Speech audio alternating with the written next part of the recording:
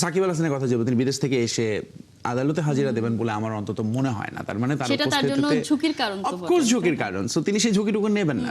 মাশরাফি বিন মুর্তজার তার কানেকশন, তার অভিজ্ঞতা, তার হয়তো ক্রিকেটীয় ফিলোসফি তিনি হয়তো শেয়ার করতে পারেন। এখন আমরা আসলে সাকিব মাশরাফিকে নিয়েই কথা বলছি প্রত্যেকটা দিনই, কারণ যুব ক্রীড়া প্রতিমন্ত্রী প্রতিদিনই কিছু না কিছু আসলে, কারণ প্রশ্নের মুখে তাকে পড়তে হয়, তাকে জবাব দিতেই হয়।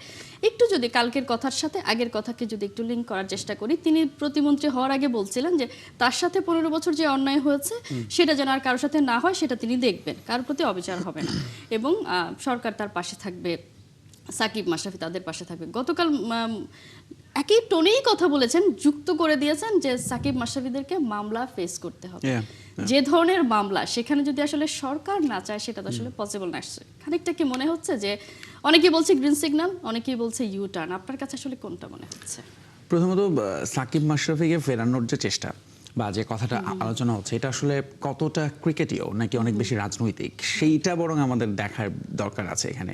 কারণ আমার কাছে যেটা মনে হবে যে এটা বোধহয় খেলার চেয়ে অনেক বেশি রাজনৈতিক কোনো ব্যাপার এখানে থাকতে পারে। প্রথমত সরকার বা ক্রীড়া প্রতিমন্ত্রী নতুন কিছু কি বলেছেন, আমার কাছে মনে হয়েছে না। সেই পুরোনো কথায় আসতে পারে, রাজনীতি মানে মামলা ফেস করে আসতে হবে, যে কথা সাকিব গত কয়েক বছর ধরেই শুনছেন। এবং একই সাথে একটা জিনিস অবশ্য নতুন আছে, যে সরকার নমনীয় হবে। এখন নমনীয় মানে কি? খুব রিসেন্টলি আমরা জানি যে নতুন সরকার, বিএনপি সরকার রাজনৈতিক মামলাগুলো প্রত্যাহার করে নিচ্ছে তাদের নেতাকর্মীদের বিরুদ্ধে। এই মামলাটা কিন্তু প্রত্যাহার করা হয়নি, তার মানে এটাকে তারা রাজনৈতিক মামলা মনে করছে না, এবং এটা খুব গুরুতর একটা মামলা, খুনের অভিযোগ, যেটা আপনিও বলছিলেন।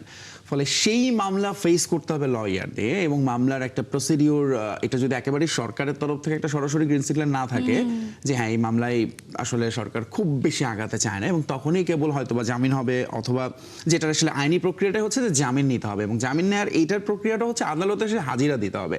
এখন সাকিব বা মাশরাফি তারা যদি, সাকিব আল হাসানের কথা যদি তিনি বিদেশ থেকে এসে আদালতে হাজিরা দেবেন বলে আমার অন্তত মনে হয় না। তার মানে তার অফকোর্স ঝুঁকির কারণ, সো তিনি সেই ঝুঁকিটুকু নেবেন না। তার মানে তিনি না থেকে তার আইনজীবীকে দিয়ে, যেটা গতকালকে বলেছেন ক্রীড়া প্রতিমন্ত্রী, সেটা যদি হয়, যদিও সেটা আসলে কতটুকু আইনি প্রক্রিয়া হবে, কারণ আমি এর আগে এটা নিয়ে একটা রিপোর্টে আমি একজন লয়ারের সঙ্গে কথা বলেছিলাম, তিনি বলেছিলেন না, এটা শর্তই হচ্ছে যে হাজির হতে হবে আসামিকে সামনে, আদালতে এসে বলতে হবে যে আমি জামিন চাই। সেটা না হলে আসলে বলা হয় যে তিনি ফেরারি, এরকম একটা ব্যাপার আছে। তো সেক্ষেত্রে প্রক্রিয়াটা আসলে এখনো জটিল। কিন্তু এগেন সাকিব আল হাসানকে আসলে আমাদের 5 বছরের আগের ওই সাকিব আল হাসান আছেন, তিনি ক্রিকেটে আসলে ওইটাই দিতে পারবেন কিনা। মাশরাফি বিন মুর্তজার তার কানেকশন, তার অভিজ্ঞতা, তার হয়তো ক্রিকেটীয় ফিলোসফি তিনি হয়তো শেয়ার করতে পারেন, কিন্তু সেটাও আসলে এই সরকার কতটুকু আন্তরিকভাবে করবে সেটা আমার মনে হয় সময় বলে দেবে।